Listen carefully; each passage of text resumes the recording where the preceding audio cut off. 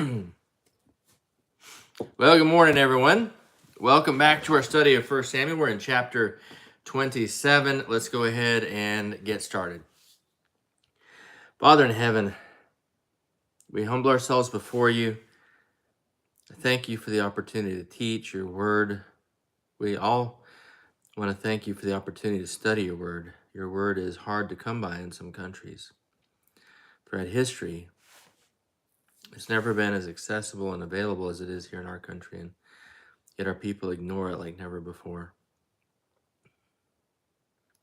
Yahweh, I pray that you would teach us about yourself through this passage, and that you would bless the viewers who are taking the time out of their day to watch this message, Lord, that bless them with understanding and knowledge and insight. And I pray that you would just bless them in their walk with you in Christ's name. Amen. Okay, so how are you doing today? I hope you're doing well. This is an interesting chapter in the story of David as he is on the run from King Saul. And this is going to speak to us as far as how anxiety and fear plays out in our life. Because David is having, it's up for debate. Is David in this chapter acting prudently, or is he acting in fear and causing himself some issues? So let's go ahead and see what happens and jump in. Where we've been what we've been seeing so far is David has been on the run from Saul for a number of chapters now. Saul's been trying to seek his life. David hasn't done anything against Saul. In fact, David has had two different, very personal and up-close opportunities to take Saul's life to prevent him from killing David. And David both times has refused to raise his hand against the Lord's anointed. He has proven faithful when it comes to obeying God's law. And he's got 600 men with him. He's just taken two wives, Abigail and Ahinoam, and his first wife, Michal, Saul's daughter, has been given to another man. But he's wandering in the wilderness. He keeps having to run. Saul keeps coming after him. And he's frustrated. And in the last chapter, we saw that Saul came after David with 3,000 men. And David and one of his main warriors, Abishai, who is also his nephew, snuck into Saul's camp at night, stole a spear right from the top of his head where it was planted in the ground, went back and called out Saul, "Hey, I could have killed you." Saul repented and he left again. But this isn't the first time that Saul's repented of killing David, and then soon after tries to do it again. And David wisely, in the last chapter, said to, I believe it was to Abishai, he said, "Look, I'm not going to kill Saul. He is the Lord's anointed. I'm not going to raise my hand against that office." It's kind of like, think of it this way. Let's say if the president of the United States, now you have to get rid of images of Biden or Trump or whoever, just a random man none of us know, is president of the United States, and he is trying to kill you, like personally, like he's coming after you personally. Well, you would try to avoid it. You'd try to stop it. But there would be a greater reluctance to attack the president personally. Like if this was your neighbor and he kept coming after you and attacking you, you would go into self-defense mode and go after him and attack him personally. I mean, a lot of people would, is what I'm saying. But if it's the president of the United States doing it, there's an office involved. He's not only a man, he's also a representative of the people, the leader of the people. He's in this important position. So to attack him, even though this man occupying the office is in sin, to attack him personally is also, unfortunately, now to attack the people itself or the country itself. Or if you look at it from the correct perspective, as David is, the office, the man that God has anointed and put in this office for God's purposes. And so there's a greater reverence for the office than there is the man. And this is what David is understanding and in humility refusing to raise his hand against Saul, even though his men don't fully understand it. Remember, they don't have the full Bible available to them like we do. They don't have the Gospels of Christ. All they've got the Law of Moses, book of Joshua and Judges, and maybe Ruth. So they don't have Bible studies. They don't have all of these teachings available to them like we do. So it's quite miraculous that David has this understanding. It's definitely the Holy Spirit in him that has taught him this and is keeping him from bloodshed. But he rightfully told Abishai, since I'm telling you, Abishai, I am not going to raise my hand against the Lord's anointed. So there's 3 ways he can die. He can die in battle, he can die of old age, or God can strike him like he did Nabal with a stroke or a heart attack or something. Now, of those 3, David listed the Lord striking him like with a heart attack or a stroke first, okay, as the first option. And that's probably what David was hoping for, because he doesn't really want Saul to die in battle, because that might involve Saul's sons, might involve other people David cares about, other people, prominent people in Israel, warriors dying that David cares about. He doesn't want Israel to suffer a defeat. And for Saul to die in battle, it would necessarily suffer a defeat. He doesn't want Saul to die of old age, because that means he's going to be on the run for a long time. And he just came out of the situation with Nabal, where Nabal was refusing to give he and his men provisions for food, and God struck Nabal down with a heart attack and then a stroke, most likely, or 2 heart attacks. So David's got that in the front of mind. He's thinking, yeah, look, I think God's just going to strike Saul. I know I'm anointed to be king, so I think God's going to just strike Saul the same way he did Nabal. But it's not happening immediately. It's not happening like it has happened with Nabal. So David is in this turmoil. And in verse 1 of 27, he says, "And David said in his heart, now I shall perish someday by the hand of Saul." Okay, what happened to David's faith here? So this is the man who had full confidence that God was going to defeat Goliath with a stone out of a sling, because Goliath was opposing the armies of the Lord.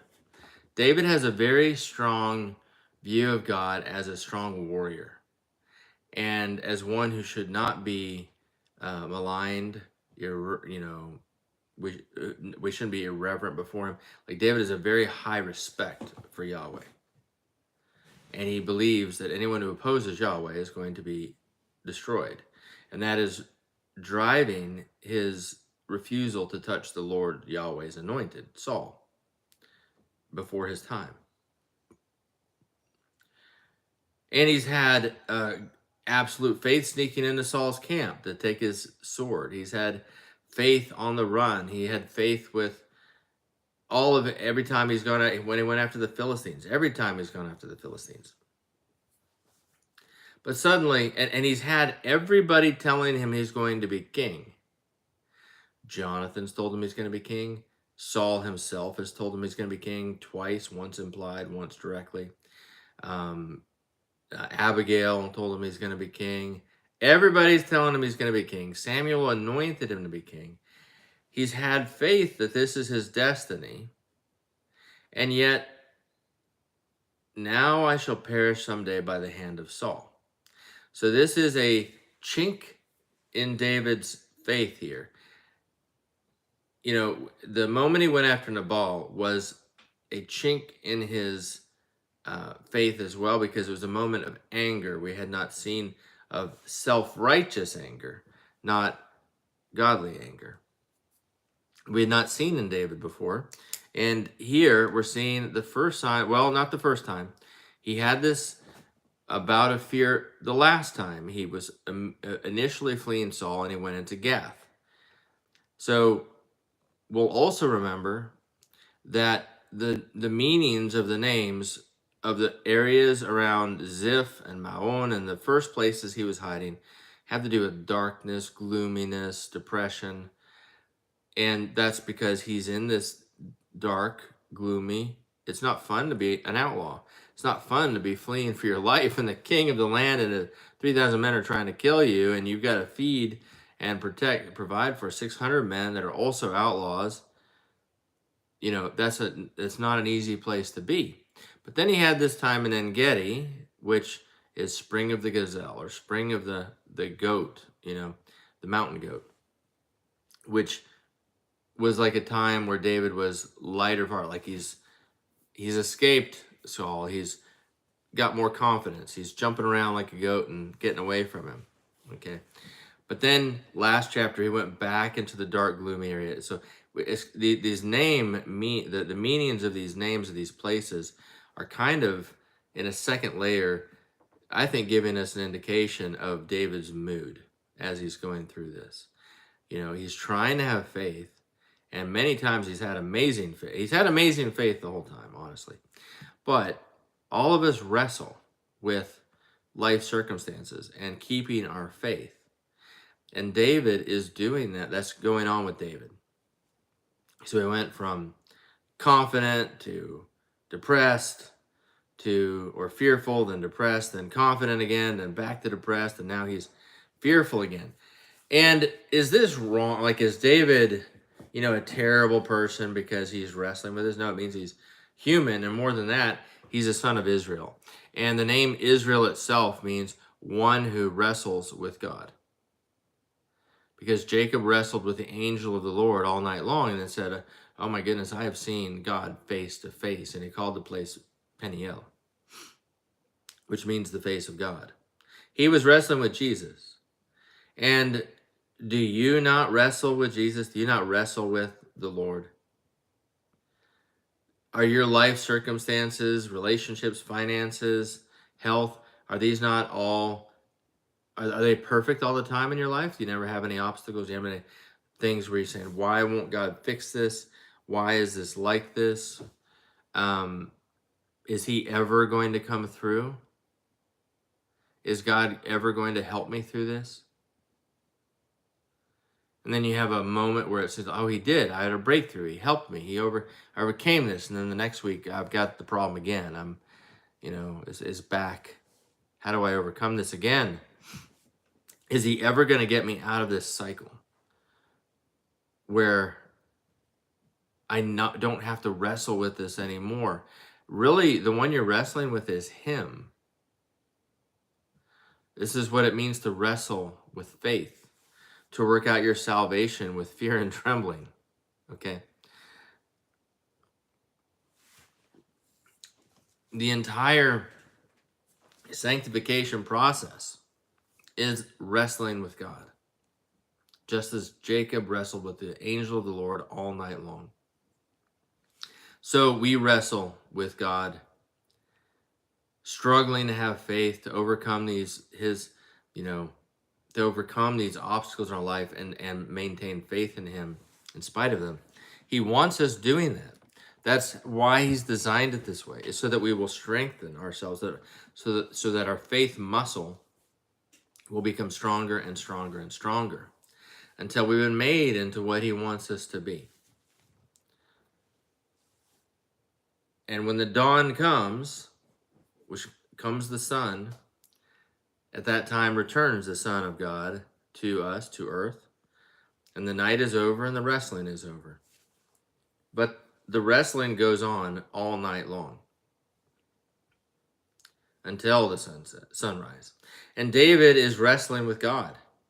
And this is a moment of depression. This is a moment of fear. This is a moment of of where he can't remember, he's forgotten the promise of God, that he was anointed, all this. It seems like some distant promises right now that may have been all fantasy. Like, what if Samuel's just crazy? I'm still running on him. And, all these people are saying this only because Samuel said it. I'm running for my life. And it's also one thing to have faith that God will do big things in a macro sense for the country, for his name, for his glory. But it's a different level when we start wondering, but is he going to defend me? Is he going to help me? And we're going to have a lot less confidence in that, always. Like, I very much believe that God is absolutely in control of this country that we live in, that he will glorify his name, that he will not be overcome. I have absolutely no doubts about it. There's not one sliver of a doubt in my mind about that. Similar to the kind of faith David had in the battle against Goliath. But then when I start thinking about, but is he going to come through for me today? Is he going to help me today with my needs, with the problems I'm facing? That's where my fears come in, my anxieties come in. That's where I doubt, because I don't presume the privilege that I know Jesus has. I don't presume to be, that important in God's eyes. And, and because I know I'm not that important in God's eyes, and because I know I've sinned, and I have sinned and I struggle, then it's natural and logical to think that why would God come and defend me? Why would he help me? I don't deserve it. But if we truly honor and revere God and glorify him, we remember it's not about us, it's about him and his gracious heart and his loving heart and how good he is. He is good to us even when we don't deserve it. That glorifies him, to bless us when we don't deserve it. Now, I don't recommend presuming upon God, presuming he's always going to be there for you no matter what you do, no matter how you live. You should have a general heart orientation of repentance, seeking him to walk with him and please him. But if you have that, why would he be mean to you? Why wouldn't he bless you? He knows you're frail. He knows we're all frail. He knows that we're human, that we make mistakes, that we lack discipline in certain areas, that we fall down.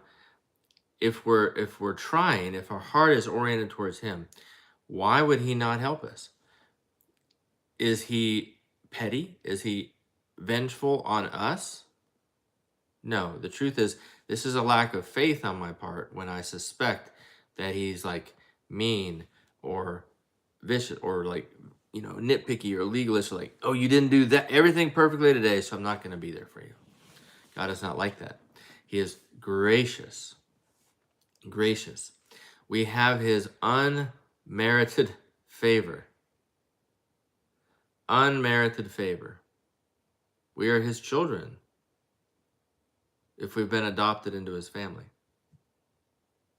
Like, for example, my children, there are days that they make me super proud, which is often.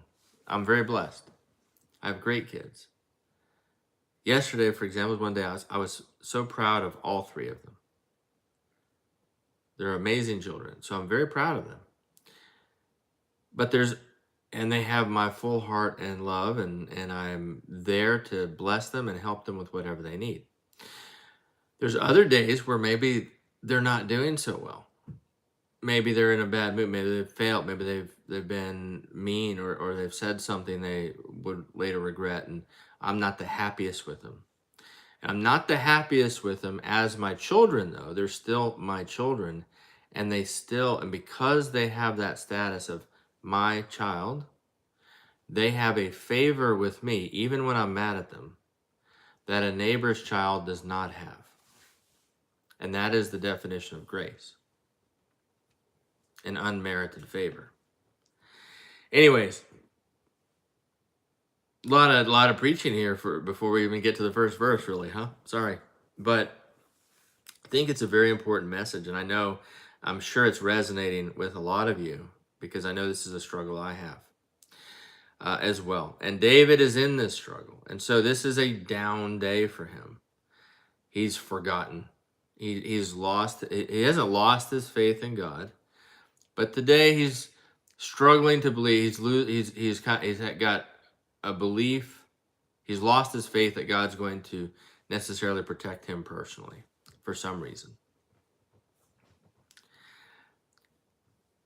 And this is one of the most ridiculous statements I think we hear David make.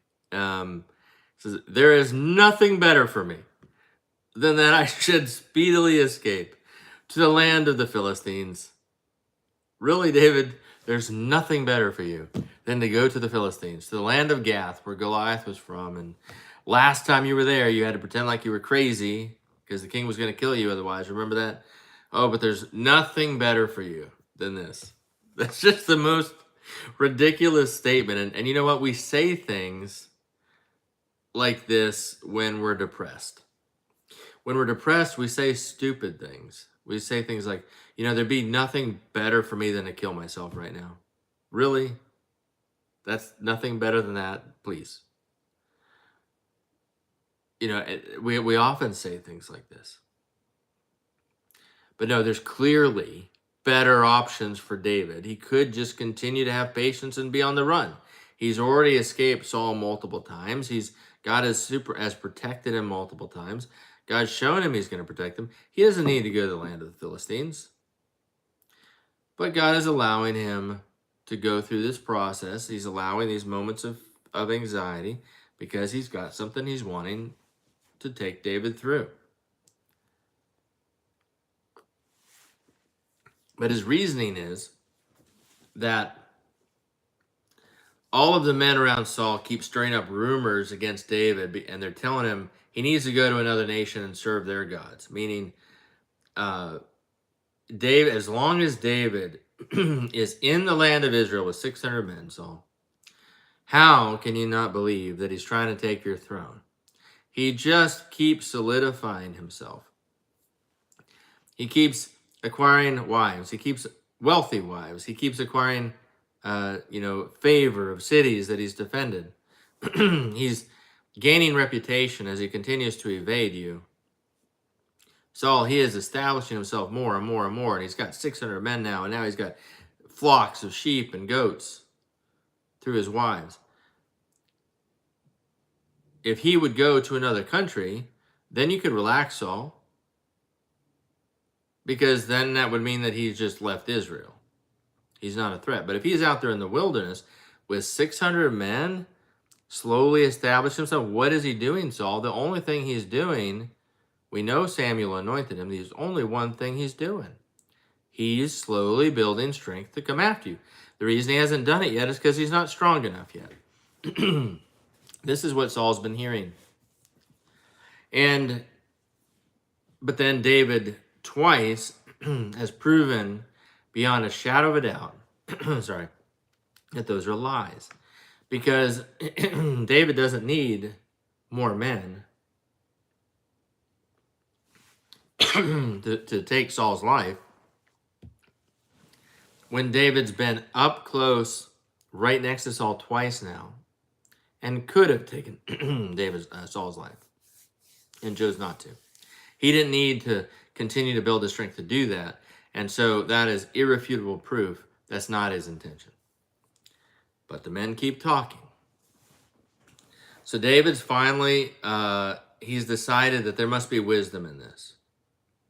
I'm not sure I agree. But he's saying, and Saul will despair of me and seek me anymore in any part of Israel. So I shall escape out of his hand.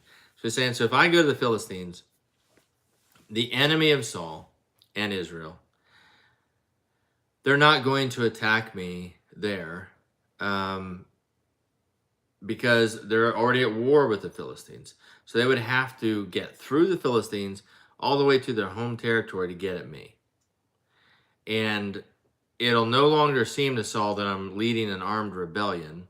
He'll have to just assume that I'm just a normal enemy now.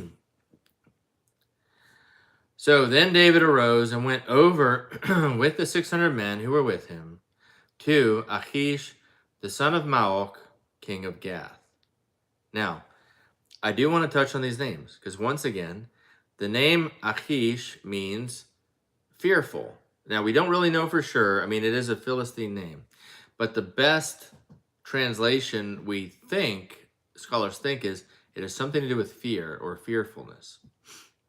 We talked about this many chapters ago. I think in chapter 21, when David went to Gath the first time, where he had to pretend to be crazy. And we talked about how the name Achish meant, was symbolizing the fear that David's in. But why would a woman name her child fearful or something like that?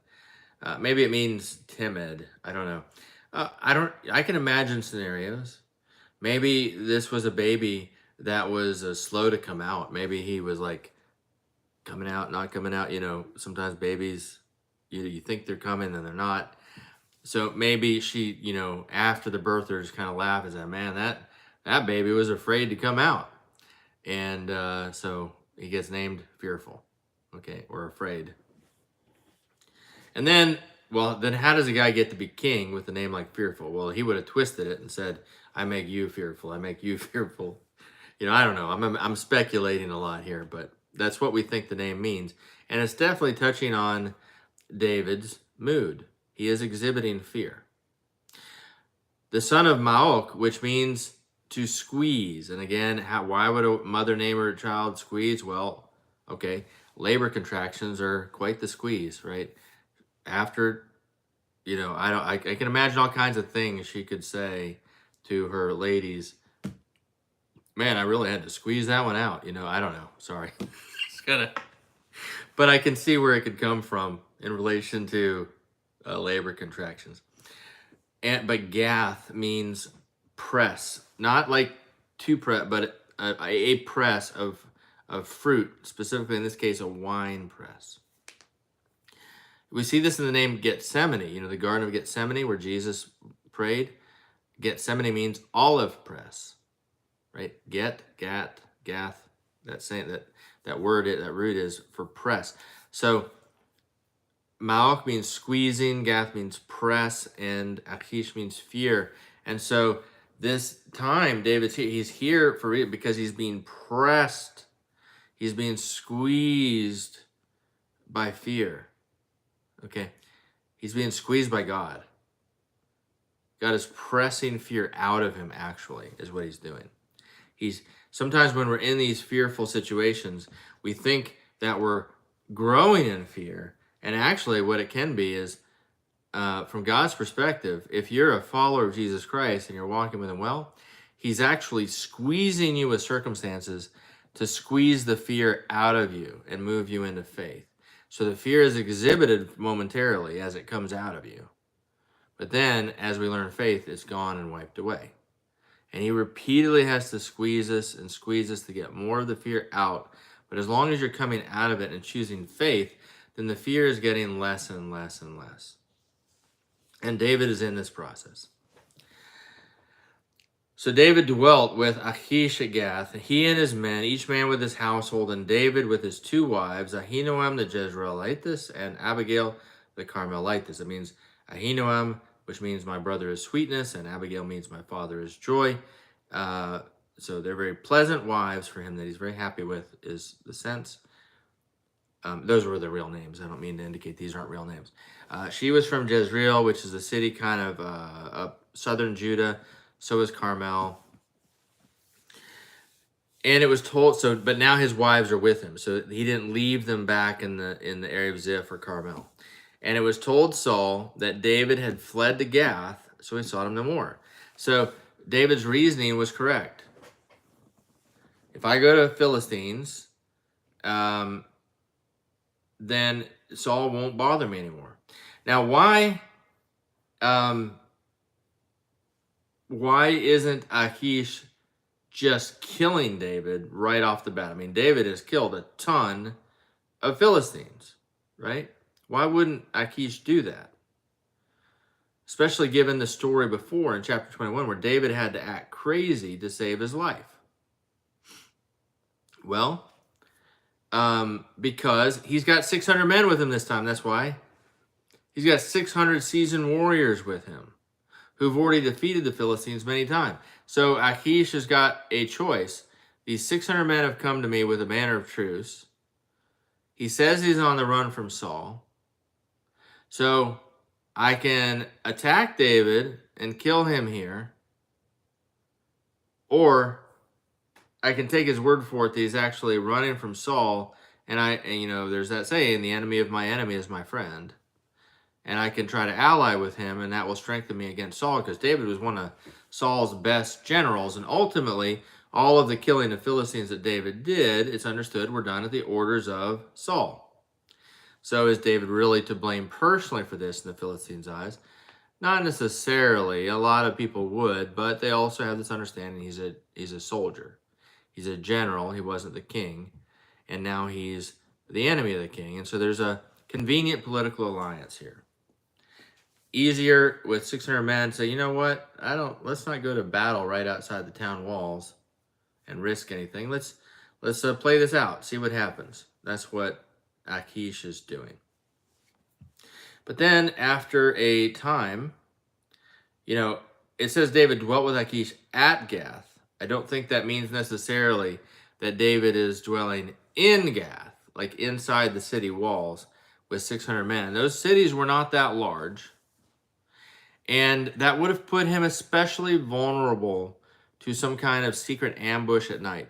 But to dwell with Achish at Gath means that David's men and his flocks and whatever else they have are camped right there outside of Gath's walls, right next to it. Most likely that's what it is.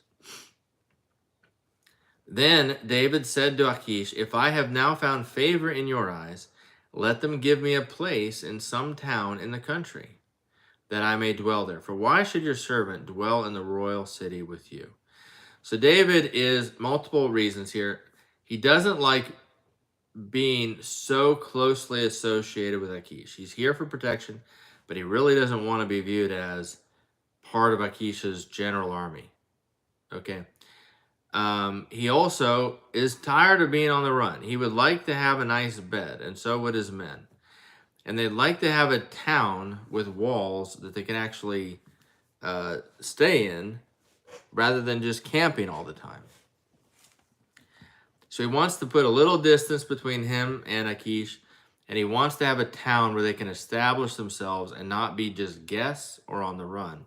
And they can actually plant crops and begin building something. So Achish gave him Ziklag that day. Now, why? Why Ziklag? Well, where is Ziklag? Ziklag is, Gath itself is not right on the coast of where Gaza is.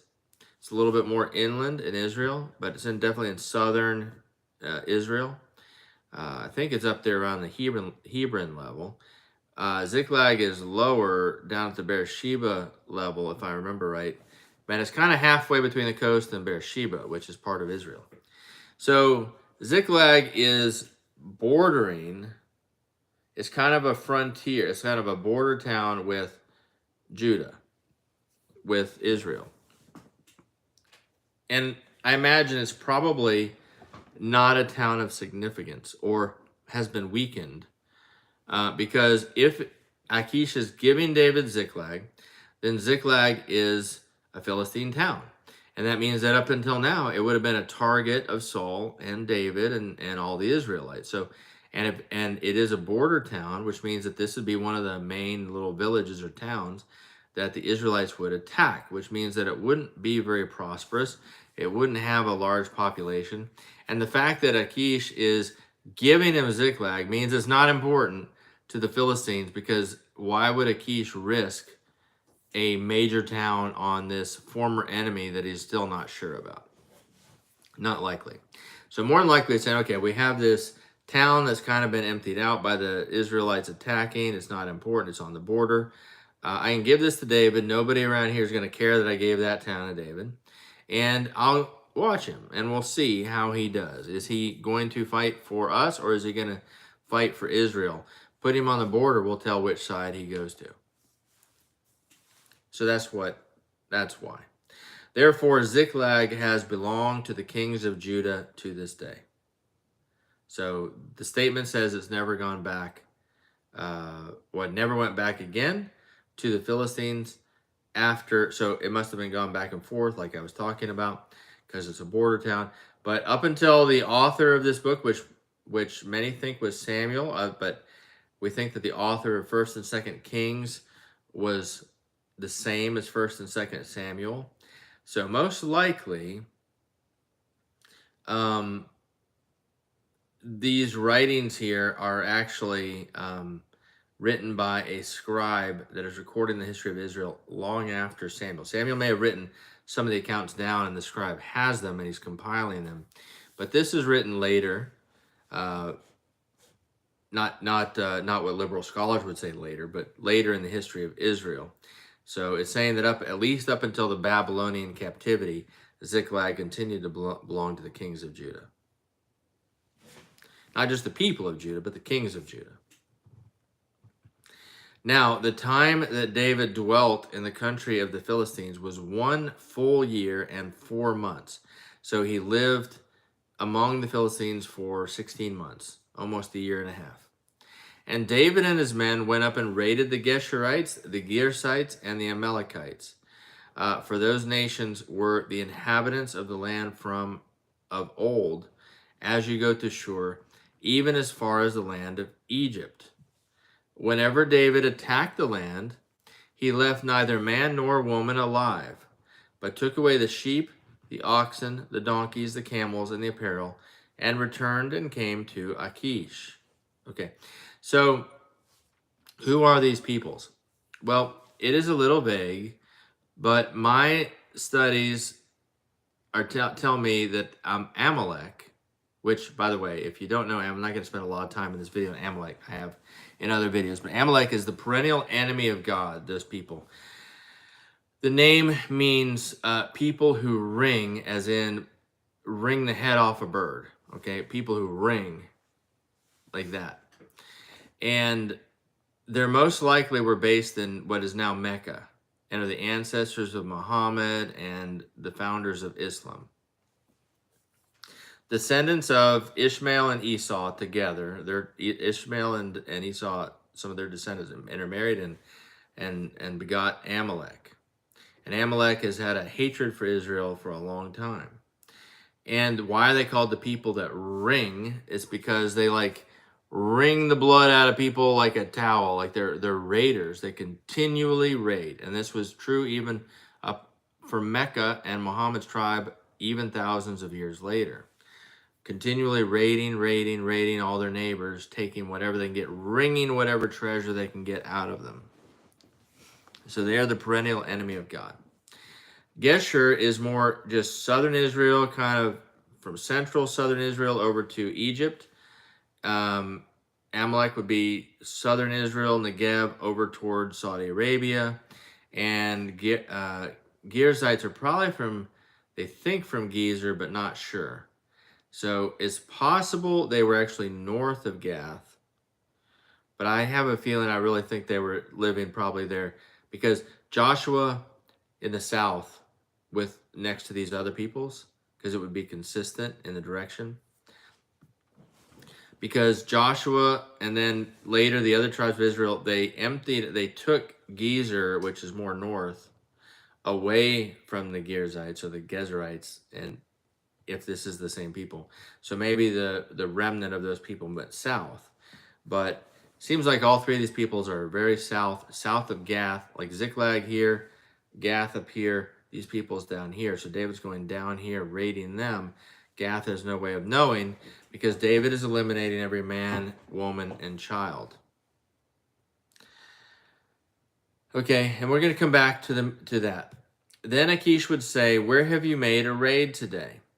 And David would say, against the southern area of Judah, or against the southern area of Jerahmeelites, or against the southern area of the Kenites. So again, I don't know how to show you this on the camera, but Gath here, Ziklag here, David's raiding these peoples here, but he's acting like he's raiding these peoples over here. Okay? Or over here, depending on how this is showing up on your screen. But he's lying about where he is attacking. Now, is it legitimate for David to kill every man or woman of these peoples? These aren't even Philistine peoples that are the enemy. Well, the key is in verse 8. It says, "For those nations were the inhabitants of the land from of old," meaning these are Canaanites and the Amalekites. Are not the Amalekites are not Canaanites, but the Girzites and the Geshurites are. But the Amalekites are also an enemy of God, and both peoples, the Canaanites and the Amalekites, are the two peoples that God commanded, wipe them out, every man, woman, and child. Now, a lot of people struggle with this. And I don't know that I'm going to spend too much time on this in this video. But the first I want to say is there's two questions. Was David justified in doing this? And the second question is God justified in commanding this? So the short answer is, if you believe that God ordered the destruction of the Canaanites before Joshua and the tribes of Israel went in, then David is absolutely justified in doing this because he has a command from the giver of life and the judge of morality to do this. Which God has that prerogative. He is the giver of life and the taker of life. He decides when people come and when they go. So if God has issued this command, then David is fully justified because God commanded Joshua and the Israelites to wipe out the Geshurites and the Girzites and the Amalekites completely, every man, woman, and child. This command was already issued hundreds of years before, and the only reason these people are living down there in peace is because Israel has failed to obey the command of God. Okay, so from that perspective, David has no guilt. He's obeying the law of God, what God has commanded.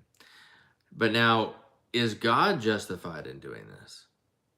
Because often this is an objection raised by many non-Christians who say, I can't worship a God who would order the death of every man, woman, and child. Well, let me explain something. First of all, the death of every man, woman, and child has already been ordained. All of us die. You're, in one hand, when you're talking about God, you're splitting hair because what's the difference? Dying at 20, dying at 80. Are you guaranteed that extra 60 years?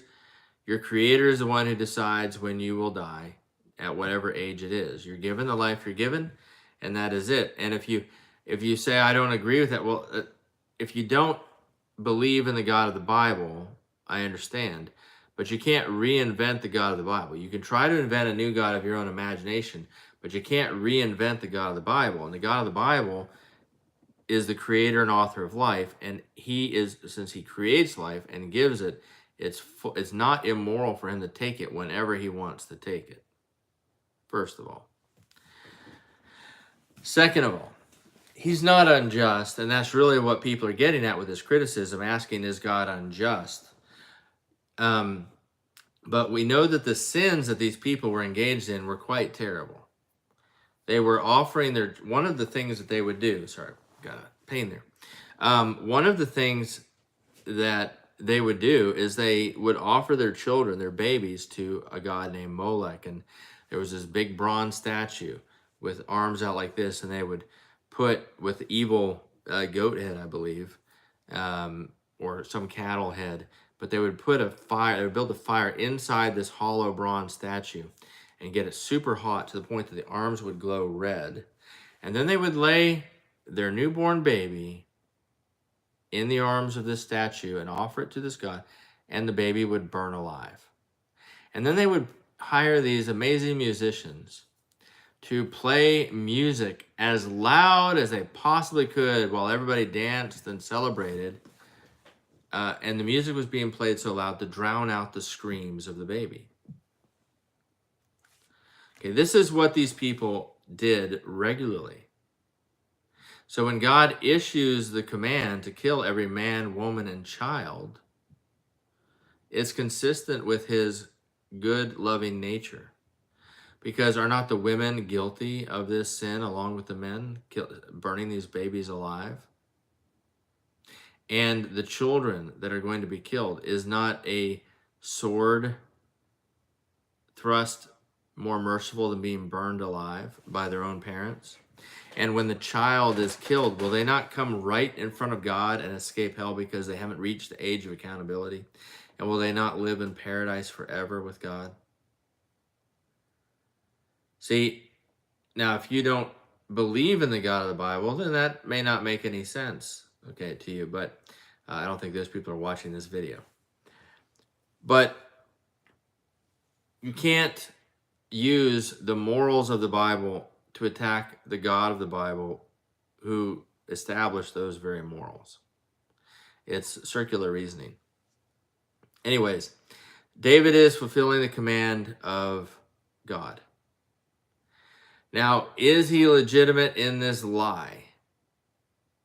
I'm going to leave that up for debate. If he had not moved into fear and lost some faith here and gone into enemy territory and begun living in enemy territory, he wouldn't have had to lie in the first place. He is risking his reputation because he's lying to the king of Gath about what he's attacking. But who knows what's being heard back in Israel? I mean, if Saul is not attacking David anymore, why? Is it because he knows who David's really attacking down there? Or is it because they really think David's gone over the Philistines? Well, Saul's not hearing rumors about this city or that city being sacked, so that would have at least been, there wouldn't have been information like that hurting David's reputation.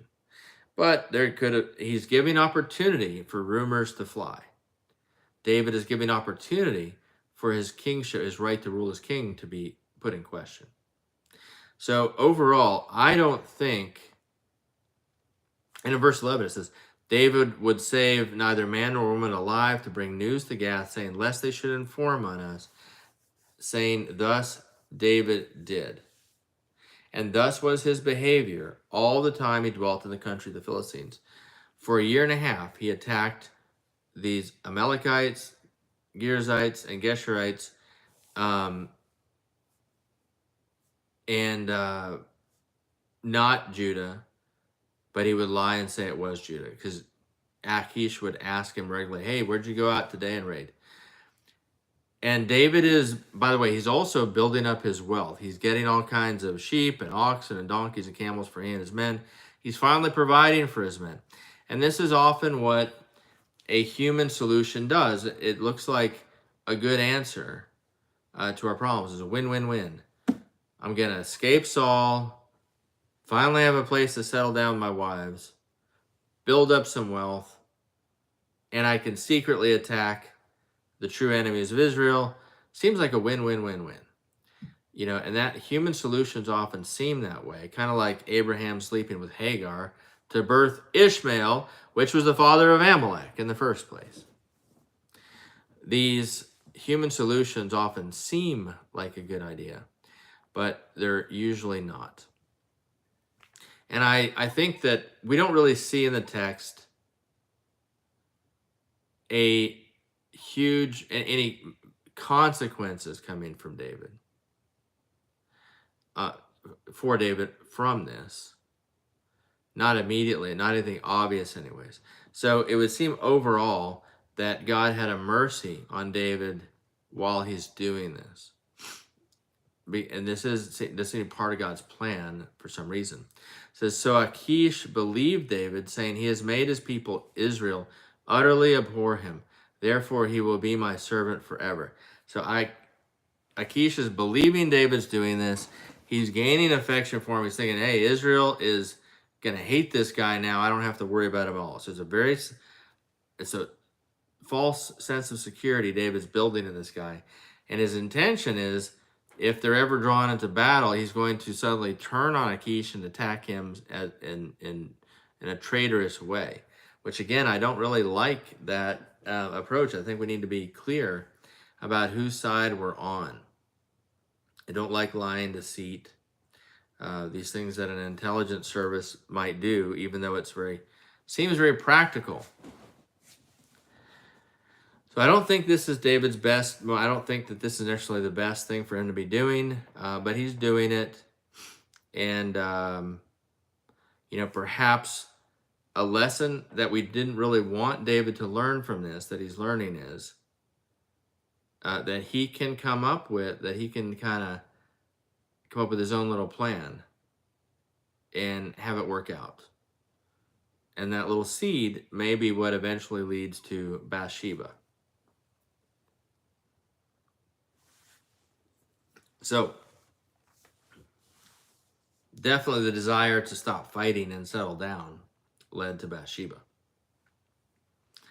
Okay, so would love to ask you if you have any questions, but can't hear what you're going to say, so don't know.